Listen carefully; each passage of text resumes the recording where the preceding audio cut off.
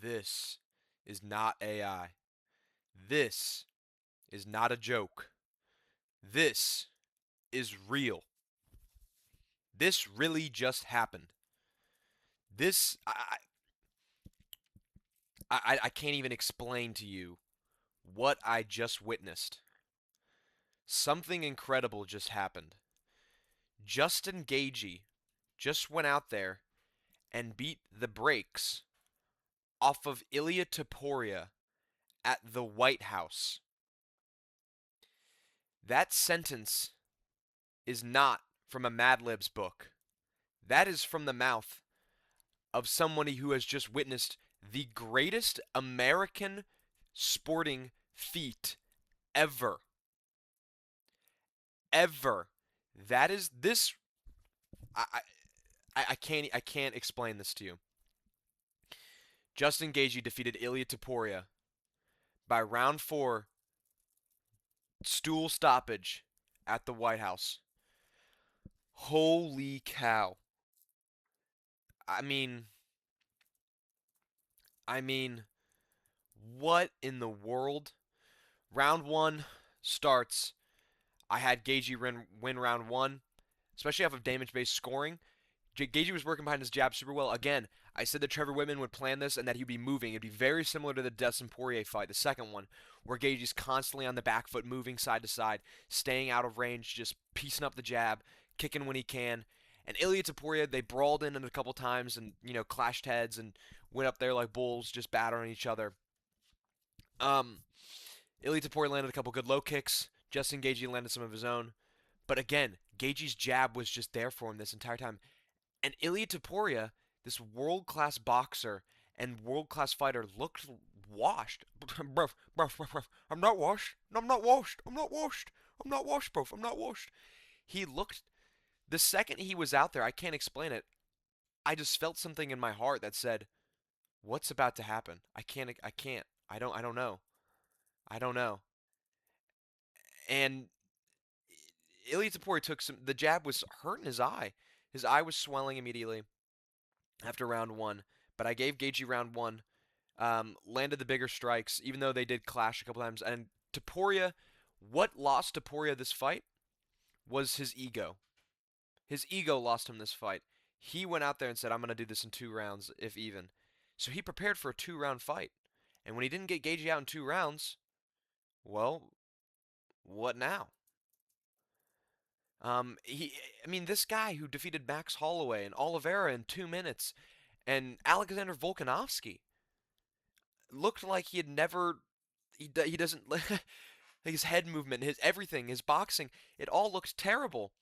When you're going for an inverted triangle and an armbar against Justin Gaethje, I'm sitting there going, "What is happening? What is happening?" Round 2, Ilya Taporia finds the shots that he needs, especially in Gaethje's body.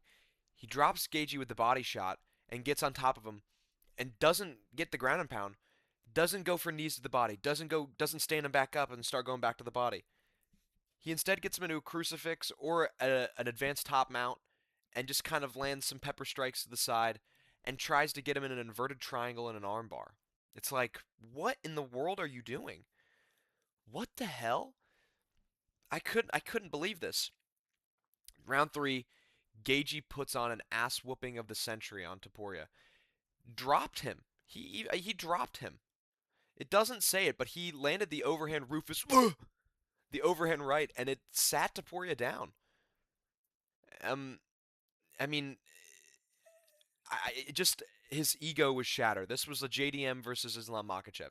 His ego, everything was shattered. I mean, after that they went to the corner, and first of all, they gave him an extra minute because the doctor said no, fight's over, and then Taporia said, "Come on, man, let me go," and then they go, "Okay, well, if he says he's good," and then they gave him an extra minute, and then he goes out there into round 4 and gets the shit kicked out of him again. And what won Gaethje this fight was this knee to the body at the end of the round.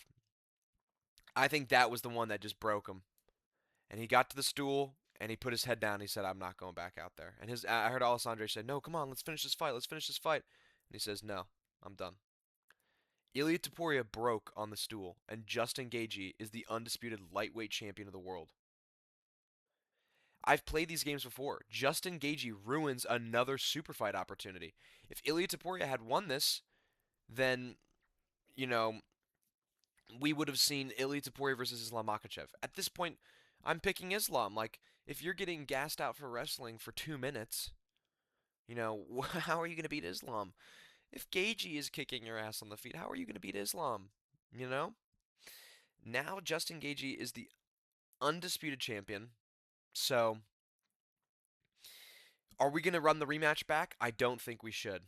I think we do Ilia Topuria versus Arman Tsarukyan, finally, and we do Justin Gaethje versus Charles Oliveira too. Guys, how can you not make this fight? How do you not make Charles Oliveira the lightweight champion again? How do you not make Charles Oliveira the lightweight champion again? That's all I was thinking about. Can I say that? That I was like, oh my god, the boogeyman has been defeated. Ilia Topuria has been defeated. Charles Oliveira can be the champion again. Charles Oliveira can be the champion again. Oh my god, Charles Oliveira can be the champion again. I can't believe it. I cannot believe it. This was all part of my plan, guys. Hey, if you watched my video back, if you watched my video said how to save every single division, I said all you got to do is make it. I believe I said Justin Gaethje's gonna get defeated by Ilia Topuria, retire. Topuria's gonna move up. Sarukin versus Oliveira 2. Oliveira becomes lightweight champion. But this is even better, man. We take Gaethje and we take Gaethje again, anytime, anywhere. Um, yeah, easy money for Oliveira. That's all I gotta say is Oliveira fans stay up. How good is Max Holloway? How good is Max Holloway? How good is Alexander Volkanov? I mean, all of these things. It's like, how good is Charles Oliveira at that point?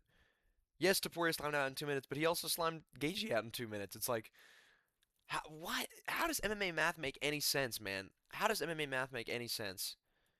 I don't understand. Let's move on though, because this whole card was every single fight was a finish. I don't want to talk about this one, man. You've got to be shitting me on this one. I'm not going to give any credit to Cyril Gahn whatsoever.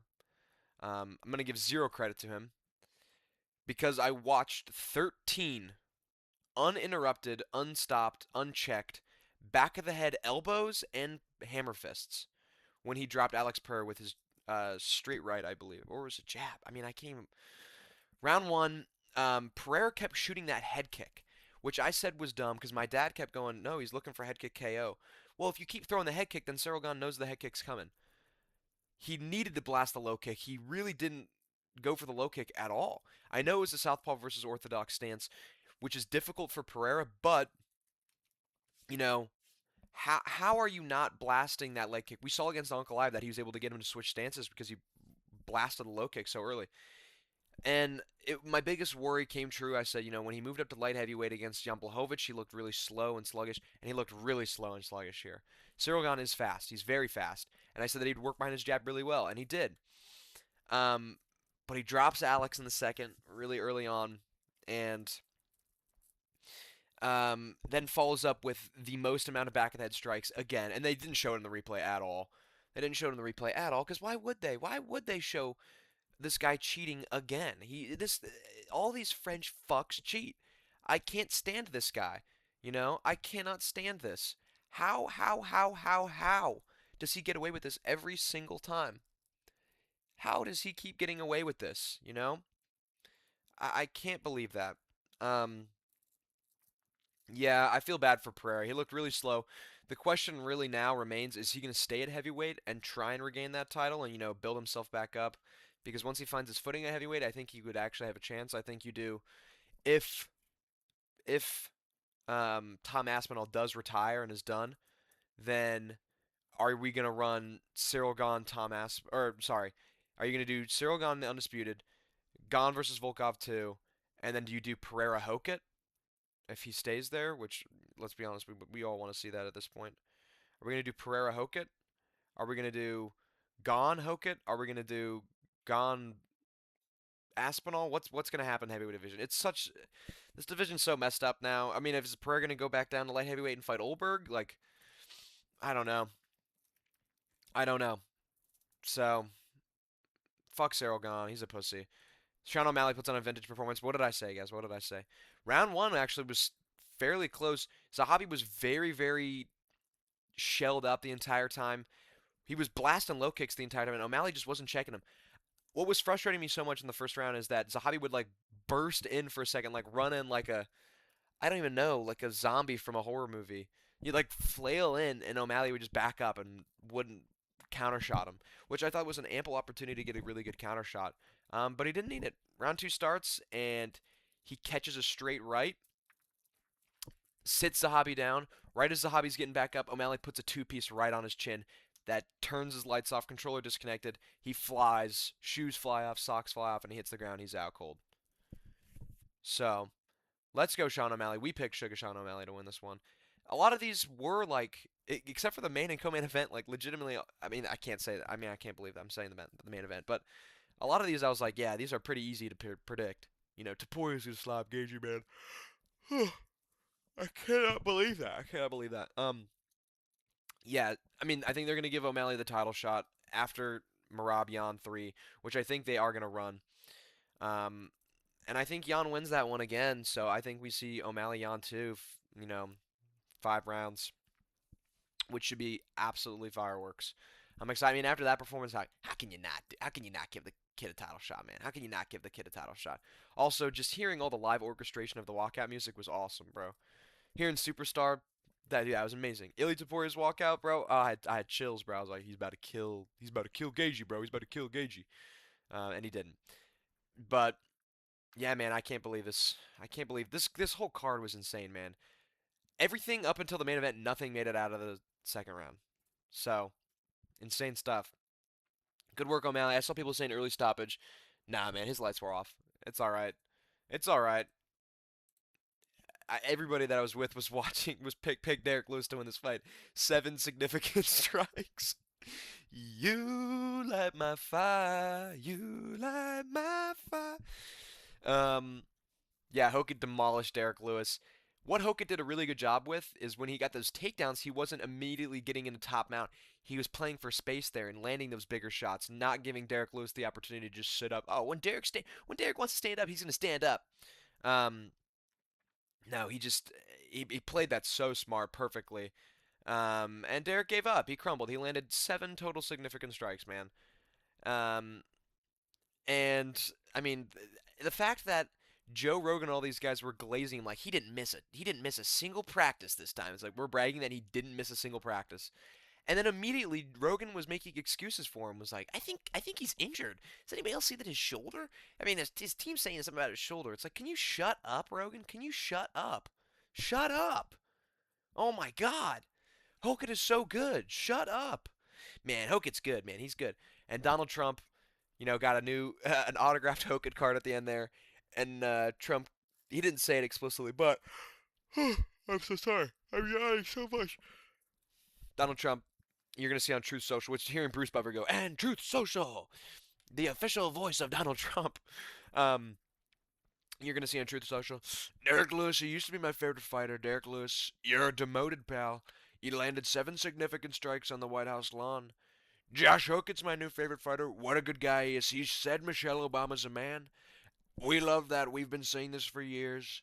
Big Mike, we call her. We call her Big Mike. Yeah, I will say that the armbar at the end of round one, it wasn't in, and he was trolling. When he was just pulling his arm. And I will admit, I think the bit is funny, man. Everybody's getting so pissed off at him. Fuck this guy. I hope he gets his ass kicked. I think the bit is funny, man. I thought Shy Josh at the press conference was funny. I think the Incredible Hulk is funny. I think it's all funny. It's funny. You guys wanted personality. Here he is. So, I mean, Josh Hoke could absolutely beat the brakes off him.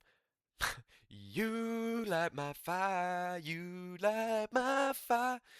What sucks about this is that this isn't really that impressive. Beating the brakes off of Michael Chandler when he lands 3 strikes, that doesn't do anything. And Joe Rogan was like, I think you deserve a shot at the title next. It's like, what? What are we talking about here? Are you kidding me? Are you serious? What are you talking about? Nobody wants to see that. Like, Rufy is really good, but beating a washed up Michael Chandler who didn't retire, by the way, I can't believe I'm saying that he didn't retire. Um, he didn't retire. He looked terrible. Shot these terrible takedowns, all stuffed by Hoofy. Rufy just absolutely beat the brakes off him. The spinning wheel kicks were just there for him. Landed twice. Twice. Once was sat him down, set up the KO. I mean, Michael Chandler, man. He didn't cry. He did not cry. He didn't take the gloves off and go, Donald Trump. I did like that he walked out to an NF song, and at the beginning where they said, I'll see you at the top.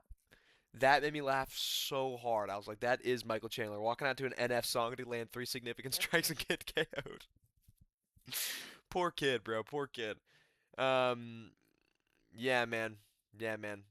I mean, Rufy just needs a good step up in competition. You know, the Fiziev fight showed us so many levels. This doesn't show us anything. This does not go, yeah, we need to give this kid a title shot. You know, I want to see how the top of the division is going to move with Saruki and Oliveira, you know, Gagey and Ilya at this point. You know, and Patty versus Benoit Saint Denis. It's a great fight. There's a couple guys up there that you could give it, you could give Rufy to. You know, I we'll see, man. We'll see. We'll see. Freaking Bo Nickel, bro. And I picked Kyle Dawkins. 2 significant. Oh my god. Blasted the takedown. I don't know why they stood him up because Bo Nichols landed shots. He was forwarding his position. I think it was Mark Goddard stood him up. And I was like, that's stupid. Kyle Dawkins is going to win on the feet. And then just blasted down. And then he crumbled and he was done. Um, yeah, man. Hey, freaking Bo Nickel, bro. I'm so freaking excited right now. I'm going to go home and have a freaking Donald Trump smoothie, bro. Let's freaking go. Let's freaking go. Yeah, I don't really, good job, Bo Nickel, bro. And they, of course, Chael Sonn's gonna be like, I think it's time for a title shot. I think it's time for you versus Strickland. So, shut up, shut up. And Diego Lopez started this off with an absolute bang. Round one, I was like, Steve Garcia's gonna win a decision, bro. Are you kidding me? Steve Garcia did a really good job round one, playing at boxing range and just playing his own game. Diego Lopez wasn't really getting into the chaotic striking, And then round two, boom, boom, out. Just literally, I blinked and I was like, oh my god, Steve Garcia's out cold. And I will say the aura that Diego Lopez gained from that picture of him standing on the cage with his arms spread out, with the White House and the flag waving in the background, that might be one of the greatest photos ever. That might be top 5 photos ever. Unironically, top 5 photos ever. And the one of Gagey doing the backflip with the White House. Those are top 5 photos ever. I know Steve Garcia is going right to Erica Kirk and saying, I'm sorry I couldn't do it. I'm sorry I couldn't do it for you. It's okay. That's what Erica would say. Erica would look at him with her crazy eyes and go, stop. Just stop. I picked you to beat Diego Lopez. Yeah, man. Every fight on the card being a KO. So I picked Diego Lopez. I picked Kyle Dawkins, but in the verdict app, I did pick Bo Nickel. I was being cheeky. Picked Mauricio Rufy, picked Josh Hooker, picked Sean O'Malley, picked Alex Pereira, picked Ilya Taporia. Everybody picked Ilya Taporia unless you were my dad or like kind of delusional. So that's not crazy. Every single fight is a KO. We can confidently say that this was one of the greatest nights ever. This was one of the greatest nights for fights of all time. Delayed an hour, I don't care. Every single fight was a KO. This was absolutely insane. I'm surprised Suragan wasn't sniped or something. There was. Hey, we went off without a hitch. Without a hitch. There was the AI ad bullshit and the AI like soldiers walking with Kayla Harris, and that was so dumb. That was really dumb. But just the fights and the presentations of the fights, this was absolutely incredible. Um, cannot believe it. If only this whole strip went all the way up. Man, I can't believe that. Can't believe it. Insane stuff, man. Insane stuff. Yeah, man, I can't believe it. I'm literally about to leave. I'm gonna go camping for 2 days, and then I will be back to do my whole picks on this Cop Gucci card, which I'm very excited for. So, hey, man, crazy stuff at the White House. I cannot believe that was real. I cannot believe that just happened. And Hilly and Ethan, sorry guys. Sorry that you guys you guys left early. Other than that, let's go for that and see ya. Bye.